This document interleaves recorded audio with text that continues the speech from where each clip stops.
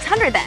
Right. If it weren't for that system, we'd all be in pizza parlors with a big roll of quarters, standing around going, I have next, I have next. Yeah, and this show would probably just be Adam standing in an arcade by himself with short hair. Yeah, no one would watch that. But lady, this hair, it's gonna be forever.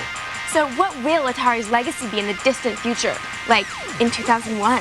Dude, by then the models would have appeared, and then we're just gonna be in all the fly cars. Fly cars! It may not have been first, it may not have been the most graphically advanced, but no console has had the galvanizing effect that the Atari 2600 had on the video game industry and on society in general. We recently picked up the Atari 80 games in one collection for the PC. You get all your favorites for the 2600, as well as some classic arcade games. All your old favorites are here. Asteroids, Missile Command, Centipede. Who can forget Math Grand Prix? Ha! It's worth noting that the minimum system requirements to play these games is a 200 megahertz computer with 16 megs of RAM and a DirectX 7 compatible video card. I'm sure this won't be a problem for any of you, but come on, 200 megahertz just to play an Atari game? The 2600 clocked in at a blazing 1.2 megahertz for crying out loud. Another issue with the PC port. The keyboard controls lack the pure responsiveness of the original 2600 joystick and paddles. Plus, the fact that using a keyboard in place of the original one-button joystick seems, for lack of a better word, sick and wrong. There is a key difference between these early manifestations of video games and the current games we play.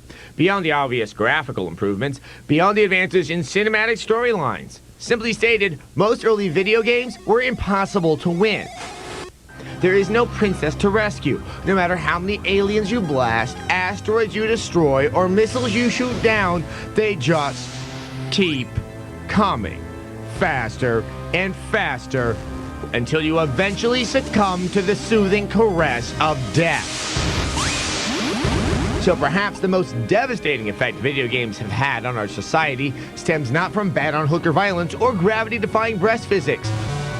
Perhaps the true horror that early video games forced us to acknowledge is the fact that in the end, all life is ultimately a futile pursuit of an imaginary dream of perfection that can never be reached. That, and it's really fun to zap little squiggly things. The Atari 80 games in one collection for the PC is a great resource for those desperate to relive their lost youth. Unfortunately, from the iffy controls to the so-so handling of classic vector graphics games like Tempest and Battlezone, there's enough missing from this collection to knock it down a couple of notches. We give it a 3 out of 5.